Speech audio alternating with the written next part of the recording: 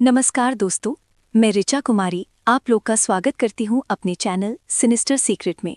आज मैं आप लोगों के लिए कहानी लेकर आई हूँ जो कि बनारस का है।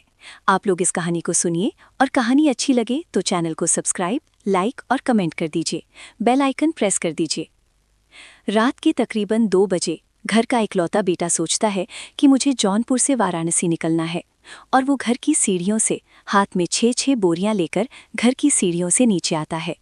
स्विफ्ट डिजायर कार को अपने बेसमेंट से निकालकर जौनपुर से वाराणसी के लिए निकल जाता है। ड्राइविंग सीट पर जो बेटा था अच्छी तरीके से ड्राइविंग कर रहा था, लेकिन कार के पीछे उसके माता पिता अलग अलग टुकड़ों में, या कहें माँ के 3 टुकड़े बाप के 3 टुकड़ों को बोरियों में अच्छी तरीके से पैक कर उसने डिक्की में रखा था। जौनपुर से निकला था और लगभग 70 किलोमीटर दूर वाराणसी जाकर वो गंगा स्नान करता है, क्योंकि उसे पता था कि उसने बहुत बड़ा पाप किया है और उस पाप को धोने के लिए गंगा स्नान करना उतना ही जरूरी है। बोरा कौन सा था? घर पर ही कंस्ट्रक्शन का काम चल रहा था। सीमेंट की बोरी में माँ की लाश को टुकड़े कर पैक किया। साथ में पिता भी थे, तो पिता की लाश को भी छोटे छोटे टुकड़े कर लगभग 3 से 4 टुकड़े थे, उन्हें भी सीमेंट की बोरियों में पैक किया गया। गुस्सा इतना ज्यादा था कि उसे लगा कि कम से कम मैं अपने माता पिता को रास्ते से अगर हटा दूंगा तो उसके सारे मकसद पूरे हो जाएंगे। और सबसे हैरानी की बात ये कि जौनपुर से लेकर वो वाराणसी तक पहुंच जाता है और यूपी पुलिस को कुछ अता पता ही नहीं चलता कि कार के अंदर लाश के टुकड़े लेकर जाया जा रहा है, वो भी लगभग 70 किलोमीटर का जो फासला है वो बहुत लंबा फासला है। ना जाने वो कितने थानों से, ना जाने कितने चेकपोस्ट से वो गुजरा होगा, और उसे जरा भी डर भय नाम की उसके अंदर कोई चीज नहीं थी। लेकिन इस पूरी कहानी में किस तरीके से ये जो अम्बेश नाम का जो शख्स है, इसने यूपी पुलिस को तो छकाया ही छकाया, लेकिन जब सच्चाई पता लगी कि क्यों इसने अपने माता पिता को मारा तो यूपी पुलिस भी एक पल के लिए सकपका गई कि ऐसे शख्स भी इस धरती पर मौजूद हैं जो अपने माता पिता को मारने से भी कतराते नहीं हैं। लेकिन इस लड़के ने ऐसा क्यों किया, चलिए जानते हैं। तो उत्तर प्रदेश के जौनपुर का ये वही बेटा है जो अपने माँ बाप की लाश के टुकड़ों को उसी गाड़ी में लेकर जा रहा है जो उसके पिता के द्वारा गिफ्ट की गई है। ये वही अम्बेश है जिसके हाथ एक बार भी नहीं कांपे, अपनी माँ का गला काटते हुए, अपने पिता के टुकड़े करते हुए। नदी के अंदर करीब 40 से ज्यादा पुलिस वाले, गोताखोर, एक बाकायदा पूरी टीम उस ठंडे पानी में सर्दियों के वक्त उतरी हुई है लाश के टुकड़ों को ढूंढने के लिए। उसी लाश के टुकड़ों को ढूंढने के लिए जिसे इस बेटे ने काटा और फिर जाकर नदी में ठिकाने लगा दिया। और अब तक पुलिस के हाथ कुछ खास नहीं लगा है। पुलिस को अब तक सिर्फ एक बोरी मिली है जिसके अंदर पिता का एक टुकड़ा ही पुलिस बरामद कर पाई है। अब तक न माँ के टुकड़े मिले और न ही पिता के बाकी और भी टुकड़े मिल पाए। लेकिन आखिर ऐसा हुआ क्यों? इसके पीछे का मकसद क्या था, मोटिव क्या था? तो वो आपके लिए जानना बहुत जरूरी है और उसके लिए आपको अम्बेश का थोड़ा सा बैकग्राउंड समझना होगा। दरअसल ये जो अम्बेश हैं और इनकी जो फैमिली है, ये जौनपुर में रहा करते थे और इनके पिता का नाम है श्याम बहादुर। इस वक्त उनकी उम्र 65 थी। माँ का नाम है बबीता और उम्र थी 63। अब होता यह है कि इनके घर में एक बेटा था और इनकी 3 बेटियां थीं। सबसे बड़ी बेटी का नाम वंदना था, जिसकी शादी भी हो रखी थी, और ये जो बेटा है, जो अम्बेश है, इसने इंजीनियरिंग कर रखी है, बीटेक किया हुआ है और ये कोलकाता में जॉब करता था। कोविड के दौरान होता कुछ ऐसा है कि इसकी मुलाकात वहीं पर रहने वाली एक लड़की से होती है जो धर्म से मुस्लिम थी, और धीरे धीरे इन दोनों का प्यार परवान चढ़ता है।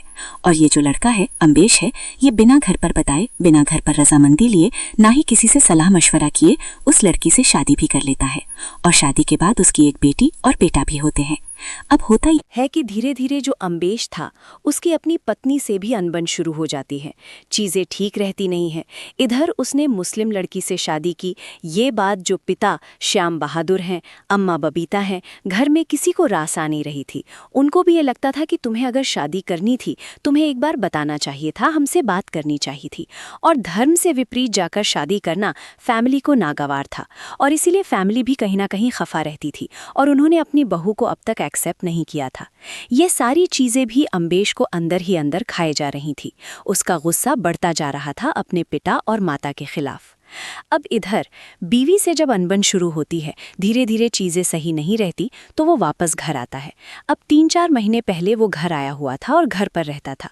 इस पर उसने अपने माँ बाप से भी कहा कि चीजें ठीक नहीं है मेरे और पत्नी के बीच में। तो पेरेंट्स ने कहा कि अगर इतनी ही ज्यादा प्रॉब्लम शुरू हो गई है तो हमें तो वो लड़की वैसे ही पसंद नहीं है, तुम एक काम करो, डिवोर्स ले लो। पेरेंट्स ने जब ये सारी चीजें कहीं तो अम्बेश कहीं ना कहीं इस चीज के लिए मान भी गया। और जब अम्बेश ने ये सारी चीजें अपनी पत्नी से कहीं तो उसने साफ तौर पे कहा कि डिवोर्स तो मैं दे दूंगी, लेकिन मुझे मेंटेनेंस चाहिए। अब जैसे मेंटेनेंस की बात आई, ये सारी बातें जो है उस लड़के ने अम्बेश ने अपने माँ बाप को बताई और माँ बाप से कहा कि आपको मुझे मेंटेनेंस के लिए पैसे देने होंगे। अब जहाँ पर ये सारी चीज़ें आईं और माँ बाप से लगातार ये सब चीज़ें कही गई, तब बातें ये भी खुलती हैं कि अम्बेश ने बोला कि आप सिर्फ बहनों को मानते हैं, आप मेरी तीनों बहनों को इज्जत देते हैं, प्यार देते हैं, पर आप लोग मुझे नहीं पूछते, आप लोग मेरी रिस्पेक्ट नहीं करते। मेरी पत्नी मुझसे मेंटेनेंस मांग रही है, उसके पैसे मुझे नहीं दे रहे। यहाँ तक कि मुझे डर है कल को आप प्रॉपर्टी भी मेरी बहनों के नाम कर दोगे, मुझे कुछ नहीं दोगे। तो लगातार ये ज़मीनी विवाद, प्रॉपर्टी का पूरा खेल जो है, और कहीं ना कहीं पैसे को लेकर उसे शक हो रहा था कि उसके पेरेंट्स जो है कहीं आने वाले वक्त में सारी चीज़ें बहन के नाम ना कर दे, हर एक प्रॉपर्टी में जो भी हिस्सा लगेगा वो बहनों को ना मिल जाए, उसे बेदखल ना कर दिया जाए। और तो और जब उसने मेंटेनेंस के लिए पैसे मांगे, 13 दिसंबर की बात है, जब अपनी माँ से बोलता है कि वहाँ देखो वो बोल रही है मेरी वाइफ, मुझे कह रही है कि तुम मुझे मेंटेनेंस के पैसे दे दो, मुझे भत्ता दे दो और उसके बाद तुम मुझसे डिवोर्स ले लो और आप मुझे फ़ौरन इतने पैसे दीजिए। माँ इस पर मना करती है। माँ बोलती है कि तुमने शादी की और हम इस बारे में कुछ नहीं जानते, तुम उससे बातचीत करो और जैसे भी है मैटर को सुलझाओ, अभी हमारे पास इतने पैसे नहीं हैं। माँ ने इतना कहा भर था कि फौरन जो ये अम्बेश है देखता है किचन के पास एक सिलबट्टा, लोहे नुमा चीज़ रखी होती है जिसे कूटते हैं किसी चीज़ को, तो वो लोहे का बना हुआ सिलबट्टा था, उसका वो उठाता है और फौरन अपनी माँ के सिर पर वार करता है। अब जैसे ही माँ आगे बढ़ रही थी, माँ के सिर पर वार होता है, वो अपने सिर को पकड़कर चीखती हैं और ये चीज़ कमरे से निकलते हुए जो पिताजी थे वो देखते हैं और वो फौरन फ़ोन निकालकर किसी को फ़ोन मिलाने लगते हैं। वो शायद किसी से मदद मांगने की गुहार कर रहे होंगे, शायद किसी ऐसे शख्स को कॉल करना चाह रहे होंगे जो उनकी हेल्प कर दे। लेकिन जो अम्बेश है, जैसे वो देखता है कि जो उसके पिता हैं वो किसी को कॉल करने जा रहे हैं, फौरन अपने पापा की तरफ भागता है और उन पर भी उसी बट्टे से अटैक करता है और एक रस्सी बगल में पड़ी हुई थी, उसको खींचकर अपने पिता के गले को कस देता है और उस रस्सी से वो अपने पिता के गले को तब तक कसता है जब तक वो छटपटाते छटपटाते मर नहीं जाते, उनकी सांसें रुक नहीं जाती। अब एक तरफ पिता पड़े थे, दूसरी तरफ जो माँ थी उनके सिर से खून बह रहा था और वो भी पड़ी थी। वो पहले अपने पिता के पास जहाँ बैठा था, जहाँ पर उनका मर्डर किया था, वहाँ बैठा रहता है, उनकी सांसों को चेक करता है। जब उसे लगता है कि पिता अब मर गए हैं, वो फौरन उठकर अपनी माँ के पास आता है, उनकी नाक के पास हाथ लगाता है, चेक करता है कि माँ जिंदा है या मर गई। और जब उसे तसल्ली होती है कि अब दोनों ही इस दुनिया में नहीं रहे, वो आगे की प्लानिंग तैयार करता है। अब वो सोचता है कि घर में बहनें नहीं हैं, बड़ी वाली बहन अभी भी नहीं है, दो जो छोटी बहनें हैं वो भी नहीं हैं, माँ पिता को उसने मार दिया है, अब वो आगे करे तो करे क्या, क्योंकि उसके दिमाग में प्लानिंग थी कि उसे विक्टिम दिखना है, उसे ऐसा दिखना है कि उसी के साथ गलत हो गया है। तो उसके घर में कंस्ट्रक्शन का काम चल रहा था, जिस वो जाता है वहाँ से वो आरी लेकर आता है, क्योंकि घर में कंस्ट्रक्शन का काम था तो कई सारे ऐसे हथियार हथौड़े वगैरह सब रखे हुए थे, तो वहाँ से आरी लाता है। आरी लाने के बाद वो अपनी माँ के 3 टुकड़े करता है, एक एक टुकड़े को अलग अलग रखता है, पिता के टुकड़े करता है और फिर वहाँ पर जो खून बह रहा था, जितना भी खून बहा, उस खून को उसने अपनी माँ बाप के कपड़ों से साफ किया, उसी कपड़ों से जो उन्होंने पहना हुआ था उन्हीं को उतारता है और उसी कपड़े से वहाँ पर पूछा लगाता है, सफाई करता है ताकि जो खून है वो साफ हो जाए। और फिर दोबारा से नीचे जाता है बेसमेंट में, करीब 6 बोरियां लाता है और एक एक टुकड़ा एक एक बोरी में भरना शुरू कर देता है। साथ में जो कपड़े थे जिनसे उसने पूछा लगाया था, खून साफ किया था, उसे भी उन बोरियों में भरना शुरू करता है। अब एक एक करके जब उसने सारे टुकड़े डाल दिए तो उसे समझ में आया कि एक टुकड़ा जो है, जो माँ का एक टुकड़ा हिस्सा था, वो एक बोरी में नहीं जा रहा था, वो थोड़ा बड़ा पड़ रहा था। तो किसी तरीके से उसे सेट करता है, उसे रखता है, लेकिन अभी भी वो ठीक तरीके से पैक नहीं हुआ था। इसके बाद वो अपना अगला प्लान जो है वो चलता है। जैसे जैसे अंधेरा होता है, रात गहरी हो जाती है, सन्नाटा पसरा होता है, वो अपने घर से, इसी घर में आप देख रहे हैं अच्छा खासा बड़ा घर है, इसी घर की सीढ़ियों से नीचे उतरता है, बेसमेंट में जाता है, अपनी जो गाड़ी है स्विफ्ट डिज़ायर उसको बाहर निकालता है थोड़ा सा, और जो बोरियां इसने पैक की थी 6 बोरियां, उन्हें डिक्की में भरता है और फिर सीधे तौर पर इस गाड़ी को लेकर निकलता है। करीब 7 किलोमीटर दूर गोमती जो रिवर है वहां पर जाता है और गोमती नदी में करीब करीब 5 टुकड़े यानी कि 5 बोरियां ये फेंकता है। 5 बोरियां क्योंकि पूरी तरीके से फिट आ रही थी, लाश उसके अंदर एकदम ठीक से बैठ गई थी जो टुकड़े थे, इसलिए उन्हें बड़ी आसानी से फेंक देता है। लेकिन जो एक टुकड़ा बचता है माँ का, जो अच्छे से बोरी में नहीं आया था, उसे वो कहीं और ले जाकर फेंकता है। वो ऐसा क्यों करता है, क्यों उसने 5 टुकड़े गोमती के नदी में फेंके? और आगे वो जाता है, जब जौनपुर से वाराणसी के लिए निकलता है तो रास्ते में एक टुकड़ा फेंकता है और फिर सीधे तौर पर वो गाड़ी लेकर वाराणसी की तरफ निकल जाता है। करीब 70 किलोमीटर दूर जौनपुर से निकलना चाहता है और वो प्लानिंग कर रहा था कि वहाँ से भागकर सीधे कोलकाता चला जाए। लेकिन किस तरीके से पकड़ा जाता है, किस तरह से जो बड़ी बहन है वो इसके सारे राज को खोलकर सामने रखती है, और कैसे ये जो एक शख्स है इसका जब आप मानसिक इसके माइंडसेट को पढ़ना चाहेंगे, उसको समझने की कोशिश करेंगे, तो आपको समझ में आएगा कि पहले इसने कत्ल तो कर दिया, पाप धोने भी चला गया, लेकिन कैसे ये अपने घर वालों को बेवकूफ़ बनाता रहा और तो और पुलिस को भी बेवकूफ़ बनाने की कोशिश कर रहा था। दरअसल जो पिता हैं, जिनका नाम श्याम बहादुर है, वो अपनी बेटी वंदना से बातचीत करना चाह रहे थे। उन्हें बताना चाह रहे थे कि बेटा किस तरीके से वो पागल हो चुका है, शैतानी दिमाग खोपड़ी हो चुकी है उसकी।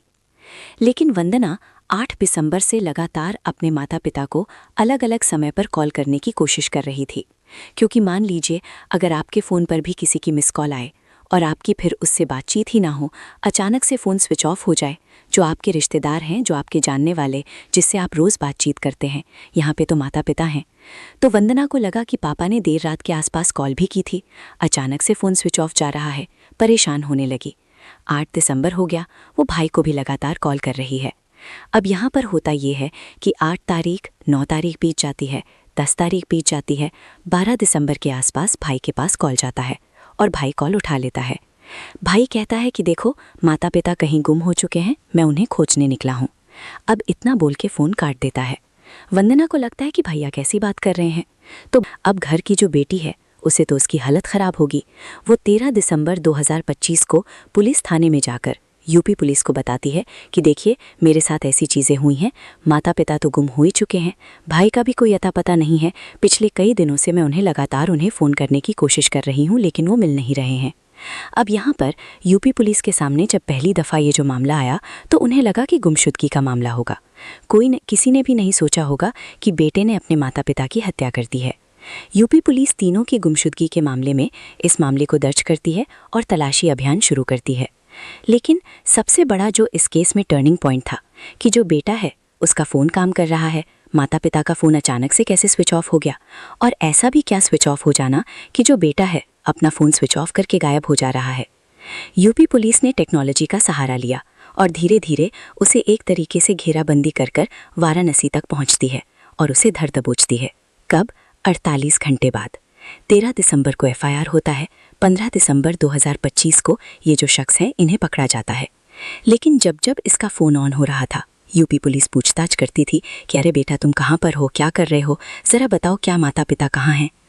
हर बार इसकी कहानी में कुछ ना कुछ झोल था और उस झोल को यूपी पुलिस समझ नहीं पा रही थी। यूपी पुलिस को लगा कि अगर कहानी सच्ची होती तो हर बार वो जो कहानी सुनाता उसमें कोई गलतियां नहीं होती, और जो अम्बेश है हर बार जो वो कहानी बताता उसमें कई सारी गलतियां होती, कई सारी खामियां होती, जिसे खुद अम्बेश भी नहीं समझा पा रहा था। यूपी पुलिस को लगा कि इसे उठाना ज़रूरी है, तब जाकर इसे पूछताछ की जाएगी। अम्बेश को जब उठाया जाता है, कड़ाई से पूछताछ की जाती है। जब उसके सामने बिठाकर पूछा जाता है कि अम्बेश बताओ, तुम्हारे माता पिता कहाँ हैं, तुम अलग अलग कहानी बता रहे हो। अम्बेश इतना शातिर कि उसे लगा कि अगर मैंने अपनी ज़ुबान खोली, क्योंकि पुलिस के पास अगर सबूत होता तो उस पर हत्या का मुकदमा तो पकड़ते ही उसे लगा दिया जाता। उसे पता था कि यूपी पुलिस के पास कोई भी ऑप्शन नहीं है, उस पर कोई सुराग हाथ लगा नहीं है, सिर्फ उस पर प्रेशर बनाया जा रहा है। वो बार बार पुलिस थाने के अंदर भी एक के बाद एक कई झूठ बोल रहा था, बार बार उन्हें बहकाने की कोशिश कर रहा था। लेकिन पुलिसिया तरीका, जो खाकी वर्दी वालों का जो तरीका होता है, उसमें किसकी आज तक चली है। और यहाँ पर भी जो 37 साल की जो अम्बेश था उसकी भी हिम्मत टूटी, और जब टूटी तो किसी तोते की तरह वो नॉन स्टॉप एक उसने ऐसी कहानी सुनाई और मकसद उसका सिर्फ ये था कि वो प्यार में था, दबाव में था, और अचानक से उसे गुस्सा आया और गुस्से में उसने सोचा कि आज मैं एक ऐसा क्राइम करूंगा जिसमें मैं अपने ही जन्मदाता को मौत के घाट उतार दूंगा। और जन्मदाता माता को मौत के घाट उतारने के बाद, इस दुनिया का सबसे बड़ा पाप करने के बाद, मैं उसे ठिकाने लगाने के लिए मेरे पास एक अचूक प्लान है। ऐसी इसकी सोच थी। जब पुलिस वालों को लगा कि क्या तुम्हारी इसके पीछे कोई और मकसद है, क्या तुम्हारी बीवी भी इसमें शामिल है, तो उसका कहना था कि नहीं, मेरी बीवी शामिल कैसे हो सकती है, वो तो मैंने उसे डिवोर्स देना चाहता था। उसका ये कहना था कि मुझे मेंटेनेंस चाहिए, अब मेरे पास तो पैसे नहीं, और इसलिए मैंने जब माता पिता से पैसे मांगे तो उन्होंने भी इसमें आनाकानी की, और इसलिए मैंने फैसला कर लिया था। ऐसा अम्बेश का कहना था कि उसने फैसला कर लिया कि मुझे अब माता पिता को भी रास्ते से हटाना होगा। जब यूपी पुलिस कड़ी से कड़ी जोड़ती चली गई तो अम्बेश की पूरी कुंडली एक सिरे को पकड़कर इस पूरे केस को सुलझा लिया गया। और यूपी पुलिस भी हैरान थी कि कैसा कलयुगी बेटा है, और कि जिस निर्ममता के साथ इसने हत्याकांड को अंजाम दिया उसे छुपाने की कोशिश की, और लगभग 4 से 5 दिनों तक इसने इंतजार किया कि इसकी जो माता पिता के जो बॉडी पार्ट्स है वो पानी के जरिए गल जाएं, दूर निकल जाएं। लेकिन जब तलाशी अभियान की जाती है तो फिलहाल के लिए 5 बोरी जो उसके घर से बगल में जो 7 किलोमीटर वाली जो नदी थी वहां से 1 बोरी जरूर मिलती है पिता की, लेकिन जो माँ की जो लाश के जो टुकड़े किए गए थे वो अब तक नहीं मिले हैं। सोचिए उन घर की बेटियों की हालत क्या हो रही होगी कि अंतिम संस्कार करने के लिए घर पर लाश नहीं है, एक अंतिम दर्शन करने के लिए घर की दोनों बेटियां तरस गई होंगी, आखिरी बार देखने के लिए वो तरस गई होंगी कि कम से कम उनकी माँ की लाश को देखना ही नसीब हो जाए। वो अब तक नहीं मिल पाई है। ना ही पिता की एक लाश का एक छोटा सा टुकड़ा मिला है, वो भी गाला हुआ है पानी में, इतने दिन था ठंडे पानी में। तो हालत बहुत ज़्यादा ख़राब है। टुकड़ा ही है लेकिन बाकी कुछ और नहीं मिला है। एक ऐसा बेटा जिसका कहना है कि वो लव में था और उस पर प्रेशर था, और उस प्रेशर के बाद वो एंग्री यंग मैन बन जाता है और जिसके बाद वो कत्लेआम मचाता है। तो ऐसे लोगों को सलाखों के पीछे तो नहीं, जहन्नुम भेज देना चाहिए जितनी जल्दी हो सके। और तमाम उस परिवार के साथ भी हमारी समझौता है जो इस वक्त दुख की घड़ी में इस खबर को उन्हें सुनना पड़ रहा है, समझना पड़ रहा है। और ये जो केस है एक तरीके से बताता है कि किस तरीके से हमारे समाज में आस-पास में रहने वाले लोगों से ज़्यादा आपके घर में रहने वाले उन शैतानों से, उन हैवानों से आपको बच के रहने की ज़रूरत है। इस केस में लालच, मेंटेनेंस और प्रॉपर्टी का डर इतना हावी हो गया कि रिश्तों की कोई कीमत ही नहीं बची। ये मामला किसी एक धर्म या शादी के तरीके की वजह से नहीं, बल्कि असहिष्णुता और ज़िद की वजह से हुआ। जिन हाथों ने जन्म दिया उन्हीं हाथों को काट देना सबसे बड़ा पाप है। संपत्ति के लिए रिश्ते ख़त्म करना इंसानियत की हार है। आप लोग आसपास ध्यान रखें, स्वस्थ और सतर्क रहिए। जय हिंद।